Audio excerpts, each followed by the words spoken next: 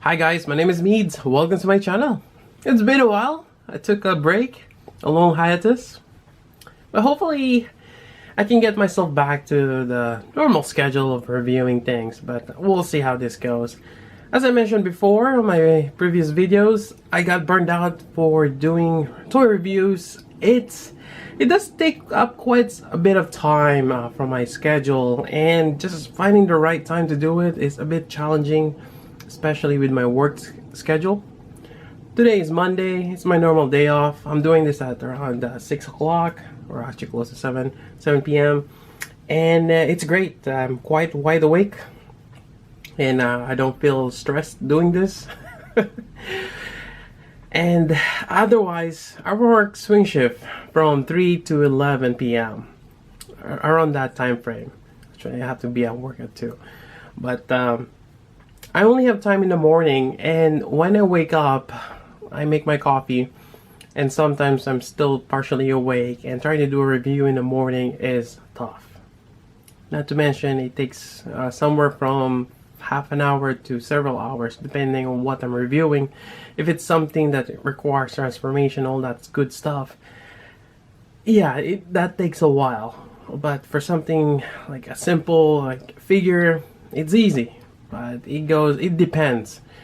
And yeah, it's just something that I have to keep an eye, especially when I need to get ready for work. But you know, those are the challenges and fun of toy reviewing. Anyways, we'll see how this goes, and hopefully I get back into figure reviewing. And it's really something that I enjoy as a hobby.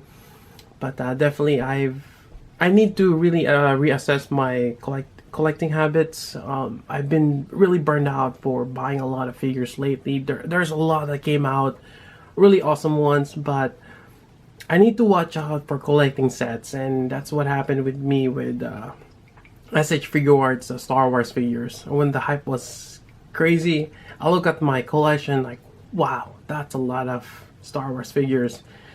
I really gotta watch out myself when I got into collecting sets. It's a slippery slope. Yeah. Anyways, getting back to this.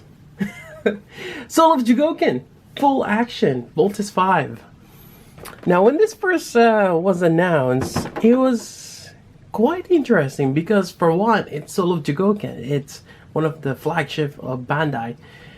We got a lot of good diecast content. Now, when they put in the full action on there, meaning that is it posable, and they claim that it is. But this one though does not transform. I did have the Soul of Chogokin Voltes, the 20th anniversary, but I ended up selling that. Someone lost their majority of their collection from a fire, and I want to help them out. And Voltes is kind of like one of those that very iconic, especially for a Filipino like myself. We grew up watching Voltes 5. It's been a while, so I can't quite remember what happened there, but Voltes 5 is just one of those. And I end up selling my 20th anniversary Soul of Chogokin to him. For me, which gonna goes along with this review, I'm not a big fan of the transformation gimmick, although it's quite nice. But for me, it's the articulation. I look more into the articulation, the proportion, the details. I look more into those as opposed to the transformation gimmick, and that's kind of like more of an icing in the cake. Where it's a really nice transformation. It'll be great if it does that, but not really a big deal for me. So figures like this works quite well for me. So again, getting back, Soul of Chogokin are your high end. For those not familiar with the differences between the different diecast figure lines, there's a lot. Bandai made a lot of them, but for this, for the sake of this review, Soul of Chogokin, just that particular one, there's a lot of super robots in that line, and you're gonna look into around 100 plus. They're big figures, probably more than 6 inches tall, probably around 7 to 10 inches. It really depends on what you're looking at. Some are big, some are small. I have the Soul of Chogokin, what do we call that? Shin Mazinger. Is it that the one that turns into a hand? Yeah, that one's really cool. Other than that, I do have Voltron, which is a really nice figure. Probably one of the best Soul of Chogokin I have. I also have the Megazord, and I recently got the Dragon Zord as well. Along with this one, the Dragon Zord and the Voltus I got from Tatsu. And yeah, but now this one, they're turning into a full action. So this is a bit of actually in between. Now the lower end is the Super Robot Chogokin. And I know there's not much in front of us while I'm trying to explain this. But so Super Robot Chogokin is your budget friendly line. That's around less than 100, depending. Some are over 100. But you'll find some of them around the $40 to $80 range.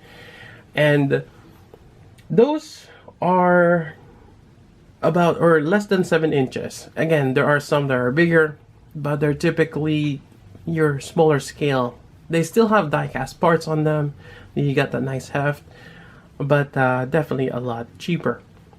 Now, this full action line is somewhere in between.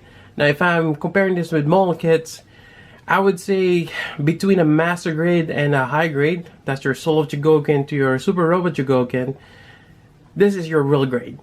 It's somewhere in between. I'll use a ruler later on, but it's actually quite tall, which is quite nice. Not too tall as a Soul of Chogokin, but it's somewhere in between.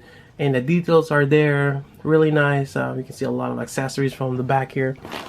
But yeah, quite nice. So it's quite promising, and one of the reasons why I picked this up. And not to mention its Voltus. So I do apologize on this review that you're not gonna see a comparison between the Soul of Chogokin, since I don't have that anymore. But hopefully this kind of gives you an idea of what the figure is. And like always, it's going to be a blind review because it's been a while since I watched the show. But nonetheless, let's do it. Anyways, that's pretty much for the box art. Let's take a look inside. Alright, so inside you're gonna get your main figure on a styrofoam with a plastic cover.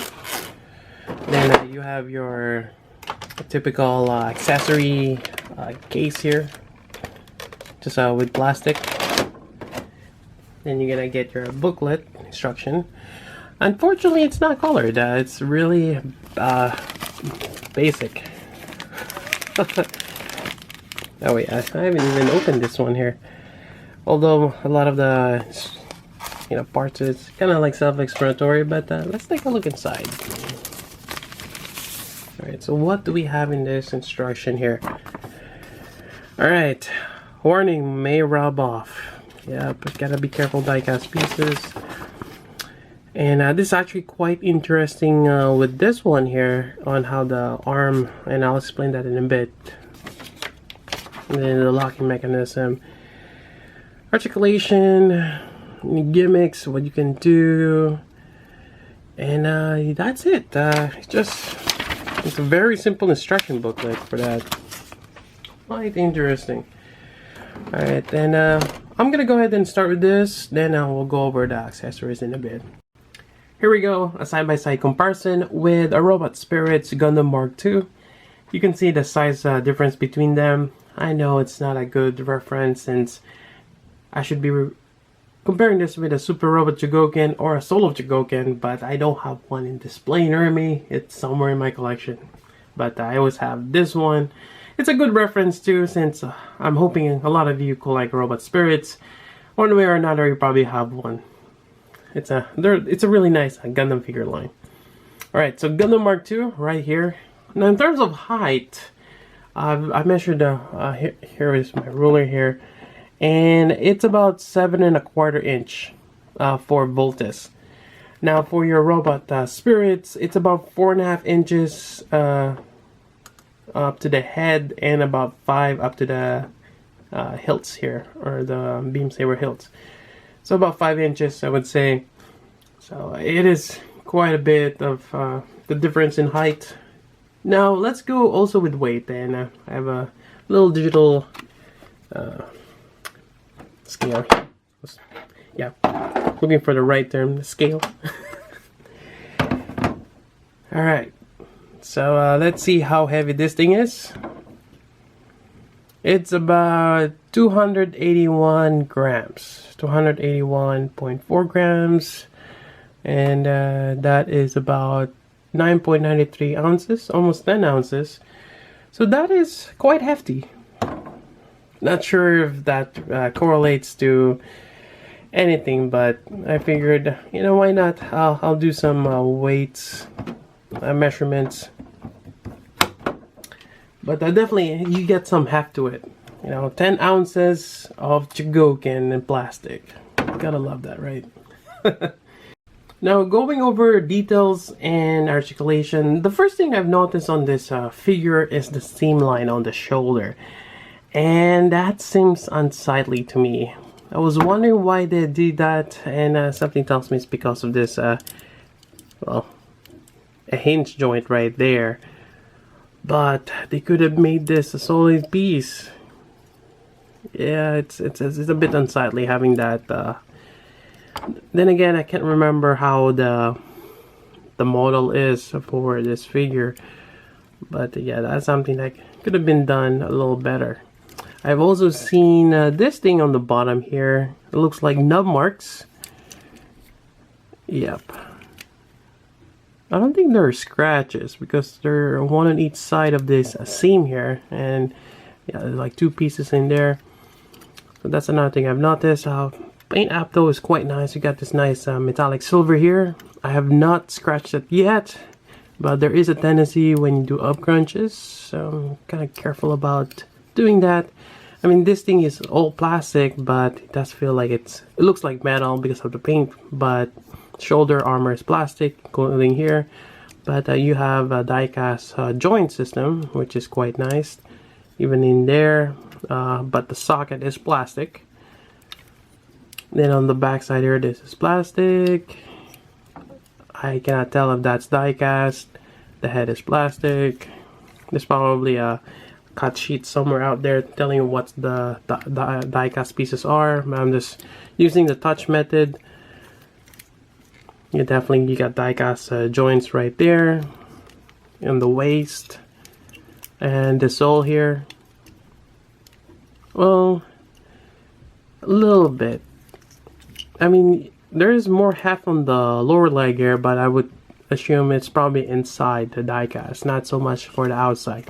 Because this is just plastic from what I can feel. Even here, yep. So it's probably inside where the die-cast is. Alright, and let's go over articulation. Alright, so let's see here. We got the head here. It's on a ball joint.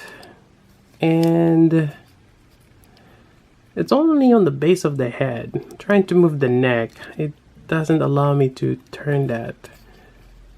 Okay, so it's also in a ball joint, but not as much movement as the base of the head here. But you can move that around, no problem. Look up a little bit, down, all good. You got this hinge here for the shoulder, which allows you to extend it outward, which is quite nice. Then you got the ball joint here, which you can rotate. You can swing this forward for that hinge, which is quite nice. Yeah, you can do certain poses with that.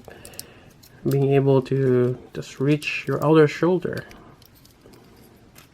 So that's really nice articulation there.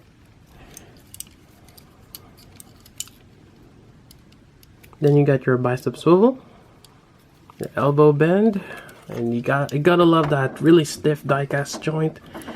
Honestly, I'm not a fan of die-cast joints. They're really hard to pose. But something with a heavy figure, you want those stiff joint to hold the pose. I'm just not a fan of it. So it's double jointed. You can do that much bend on it. Then you got your double jointed hands, as we see in instructions. There's a ball joint. Well, this is a socket here on the hand as well as the arm here. Yep. So interesting design, but it does allow quite a bit for articulation. Right there, let's redirect this. Yeah, really stiff. Now for the torso, you got a ball joint there, double ball joint, quite nice. Up crunch, actually there is a hinge, yep, there we go. You can do that much. That's quite a bit, and you can even extend it out. So you can see the ball joint there. That is interesting. Now it makes me wonder, for other full action SOCs, is this something that you can interchange?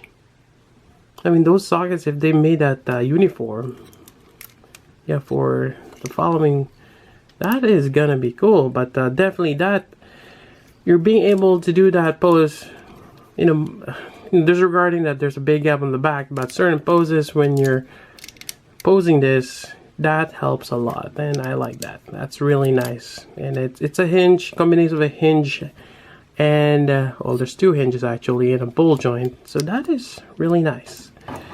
And trying to put this back here without scratching it, hopefully. Now on the front skirt here, I actually find this a little challenging to move around. So you got this two plates, then you got this one on the side that's kind of rubbing against it.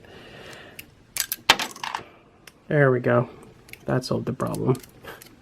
Alright, so you can move this up, but the side skirt is a bit of a hindrance. See, it's getting stuck there. And you're gonna have to put it out before you can do this. Although you're not gonna be doing this as much unless you wanna move your leg up like this. But it's a bit of a problem, and that is the ball joint is on the back side. Yep, so it's a bit hard to maneuver this. Kind of wish it was on the side, but I guess you have the socket there for the waist joint. That's probably why they took it out. But this doesn't give much articulation here on this side skirt. I wish this was, you can extend this thing here, but it's just fixed on the back. So the side skirt is a bit limiting. Then you got your leg here. It's one of those swivel, yeah, there you got this giant joint there that's allowed to move forward. And you got a hinge there, which allows you to move out. Well, yeah. So it's a combination of a hinges. You got the swivel there. Then you get your knee bend. And let's see here. For the knee bend, this thing collapses. Yep. So you got a fairly decent knee bend there. I really like how you have collapsible panels, especially for the back of the knee. That is nice. Although it does look like the leg here is a little short and not much on the knee itself. Still, it's nice. Just gotta pose it a bit like this. There we go. Let's get some pose here. Some stylized. Yeah, definitely this is something that will test your patience. And you just gotta be careful.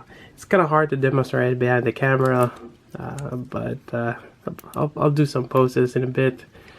Alright, this thing here is fixed. You cannot fold this in and out. It's like that. So be careful. Also, the fins here are relatively sharp. These are sharp. So gotta be careful on those as you move this around. Yep. A little pointy there. Let me just, oh no, here we go again with the side skirt getting stuck. There we go. Alright. And you got this ankle joint here, or this shin guard that is movable. It's actually just plastic. I think this is connected, yep, on a ball joint on the back side. That's what it is. But you got another hinge here, allows you for great mobility onto this. You see that socket there. You got the long peg. Really nice. I like that. Can definitely do a lot of nice wide pose or the wide stand. yeah, postability, it's quite nice. And then also there's this hinge here. You can move this around. It doesn't really do much, just part of that, kind of like the backpack here. Yeah. But yeah, overall, I really like the articulation. There is quite a bit. The only thing that I don't like is this side skirt here. It's in the way, especially when you're moving the hips. Moving on, let's go over the base. Alright, so we have the base here. It says the voltage. Unfortunately, depending on where you shine the light, it's a little trickier. But you get the Soul of Chogokin, Voltus 5, full action. Now there is a plastic layer on here, which gotta damage a bit. But I think there is a clear film of plastic on top. I'm just gonna leave mine as is. I kind of like that, a little bit of a bow damage, or a little scratch up look on that. But this is all plastic, and it is actually a compartment. So if you open this up, you're gonna have your pens, among other things. Right here, you get the missile. I'm not sure what this is. It's probably a tool. This is another part of the belt. And you probably need this one. So this one is your, yeah, for the stand or the arm of the base, connects underneath of the figure. This one, I have to look this up. It's kind of interesting what this is, but it looks like a tool. It's probably used to pop out the socket of the arms or the hands. That's probably what it is. But you get a variety of hands here. You got the open hands, you got the karate chop. This is probably to hold, well, one of them is the sword, and probably the other one to hold the whip. Then you got the machine gun for the hands, which we'll probably try. So it's quite nice. Alright, I just verified an instruction that this tool is to remove the wrist socket. Alright, so we can go ahead and close that. Then you have the arm here. Now this one has an interesting locking mechanism. So if it's all the way down, it's gonna hold its place. Now if you pop it up, now you can move it about. So quite interesting. So just be careful. I didn't look at the instruction. I was trying to turn it and like, how come it's not turning? Then I realized, oh, maybe you pull on it, and there you go, it worked. Alright, so let's see, what's a good configuration? We'll go like this. Yeah, let's go for maybe a little bit in an angle. So pop that in. There we go. And that doesn't look right. I guess that only in certain angles.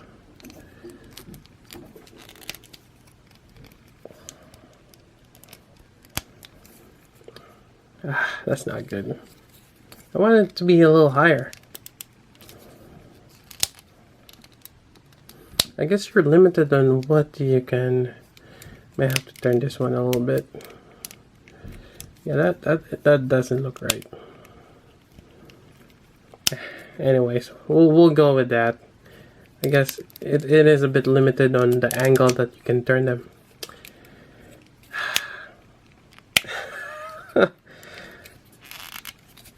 Yeah, let's give this a bit more of an angle. There we go. Not bad. Alright, so we're gonna stick that there at the end of the base. There's also panels here, I believe, that you can pop out. Yeah, you can pop those panels here, and you can move the arm on that side. Alright. There's also this piece here, which I'm gonna go here. It just pegs in. There we go, and this is going to be a little difficult to do, but we'll see how this goes. And now we're just going to attach it on the other side. There's a peg there, a rectangular peg, and pop that in. And now it's floating. Although I'm not too fond of this idea, since you got a plastic stand on something that's heavy. You probably want it so that it's standing on the base, but it's working for now. It's great for aerial poses, but I would suggest to do the pose while it's unpegged, because when you're trying to move it, it's pegged in, you might damage something. But yeah, it's working for now. Alright, so let's go over some of the accessories and the hands. Alright, so let's try this out. Alright, we're just gonna go ahead and pop the hand here. There we go. So it does leave that. Let's see how... Okay, it's not too bad. I can pop it out without a tool, if ever. Alright, so looking at this, the socket, well, the socket for the hand is smaller than that one. So this one's gonna work here, but this one definitely not. So be careful as what goes in. Right, so let's pop that in. It's actually fairly easy. That's a good thing. I really appreciate when they design it that you can swap out the hands relatively easy. There's no pain on doing that. That is quite a relief. So that's gonna be fun. Easy poses, you can do that. What else we have here? Now I'm gonna get confused now which one is which. So you get more of an angle here on this hand than this one though. This one's a little, this is a bigger hole than this one. So probably this is for the sword. Yeah, let's go try the sword. Alright, I gotta pop this out. That one, that stayed there, which is good. Pop that in. There we go. Grab the sword. So, the gimmick of Voltus. Actually, I got a comment before that they say I shouldn't use the term gimmick. That's kind of funny. It is a gimmick if it's something cool or some kind of trick that yeah, it's whatever. Gimmick is gimmick. I like using the term. So this pops out. Now it's just an interchangeable, or I mean, this just pops out. It doesn't connect here or anything, but this does turn into the sword, which is right here, and you're just gonna attach it right there. So there we go. The sword is actually quite nice. There's no die-cast piece on that, which is great. You don't want the accessory to be heavy. You want the figure to be heavy for stability, but not the accessory. But it's nicely painted. You got that chrome finish on the blade. Really nice. Yeah, it's a simple design sword, but it works quite well. So there we go. Now also let's try the hand thing. How is that gonna work? Alright, so we're gonna pop this out, pop this back in. So we're gonna extend this out here. We're gonna pop this out.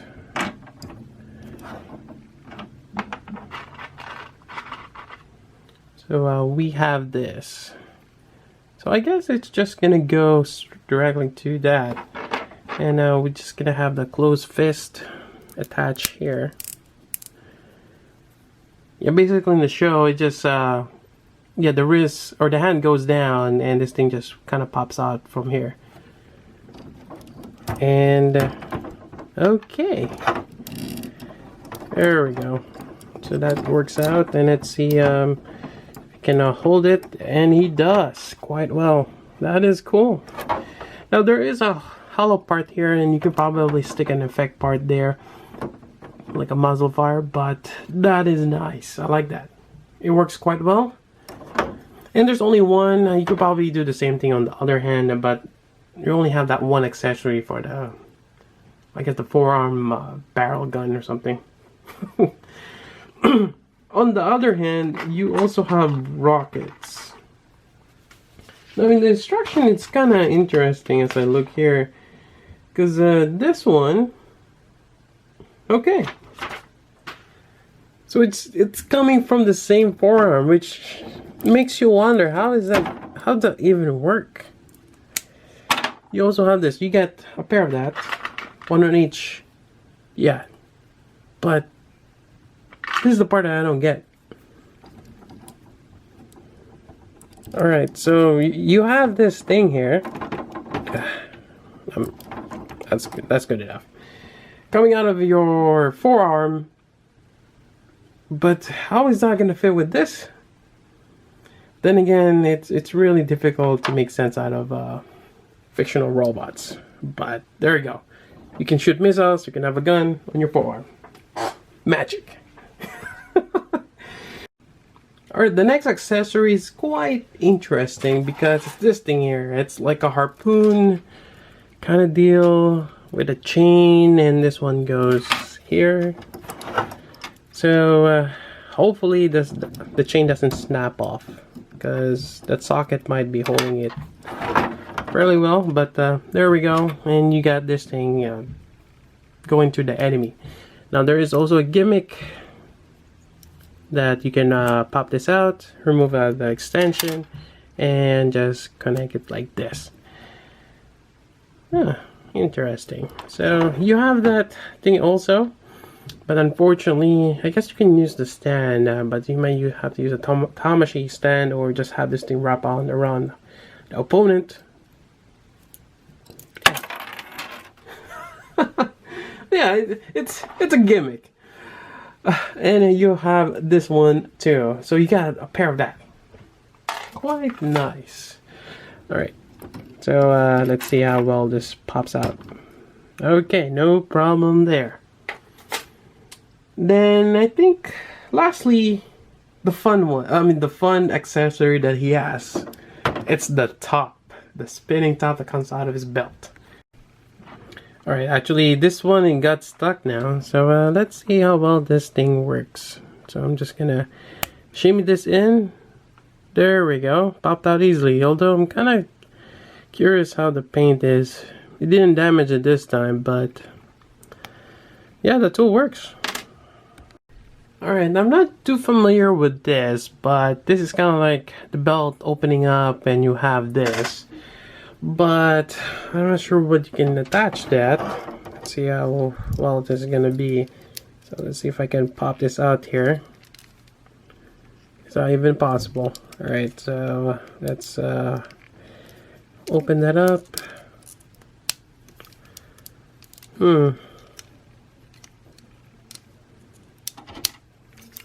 This should just pop open, right? I'm doing this for the first time. There we go. Aha. Stuck. There's some paint. There we go. I got it out. So it was just stabbed in. Interesting. So we're just gonna line up the tabs. And there we go. And that's where supposed the whip. Actually, no, the top comes out. Now the tops are these things here. Quite interesting. And they're spinning tops of doom. Got that spikes, nicely painted, similar chrome paint as the sword. The top one is silver painted. It's a little different though, which is alright. You are able to detach it from here, and there is a gimmick with the cord that goes with that. So as I try to I just dropped on the floor. Alright, so you got two of them, and this is really cool. Now this is plastic. There's a bit of pliability on this, and basically, let's see how we're gonna do this. Yeah, we'll go with this. Actually, we're gonna put the top. I'm gonna put it on the bottom here. There we go.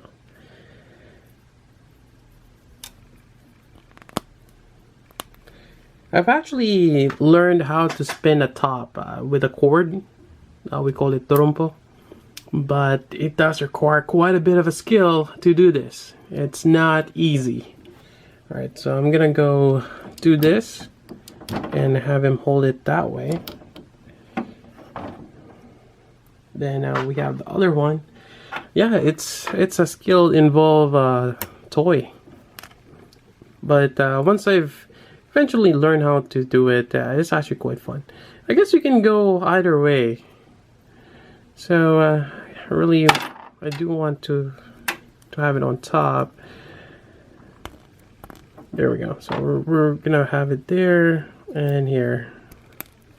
I mean, it will still hold. So there we go. And have it in that certain angle. So it does hold the posts. So you just gotta play around with it, but I think I got it. I think this is not too bad in terms of posing, and it's nice. You know, despite not being a chain, but the chain, you got so much. This is not gonna hold a pose. They could have created like some sort of a bowl jointed thing, but that's gonna be a problem. Yeah, this is the best way to do it. Plastic, yeah, a little bit of pliability, but yeah, this is amazing. I like this. You got the spinning top. I think he hurls that to the opponent, does some serious damage. Yeah, it's a very iconic weapon of Boltis. Yep. All right, and I think that's pretty much it for the review. I don't think I've missed out anything. There is this other base connector here, which I would assume connects for other. So instead of the rectangular that goes underneath Voltus, you have something circular, I guess, for other SOC or SRC, for that matter. But yeah, really nice figure set. And I think that's it. Alright, so let's conclude the review. Alright, here we go. Flight post. Really nice. I like it. Now let's talk about price point. I got this Rutatsu Hobby as a pre-order. I don't think they have any more, but never hurts to ask. Send them an inquiry. I'm looking through the prices online. BBTS or Big Bad Toy Store still has it on pre-order. They have it at 160. That's actually the price I got Rutatsu. That seems to be the regular price. Yeah. I'm looking on other websites. Unfortunately, some of them are starting to ask for more, which is a bit ridiculous. But I think the price point on the full action is around 150 to 170, depending on where you're looking at. Now the question is, would you go for this one or go for the SOC that transforms?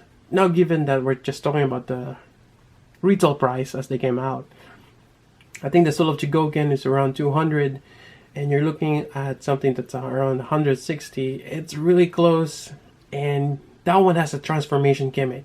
This one has more articulation, and I think that is the divide that will set between your customers, depending on their preference.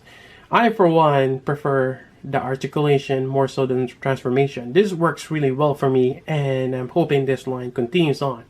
I would like to see Voltes go against Voltron. So if they ever make Voltron, that'll be epic. Or even the Megazord.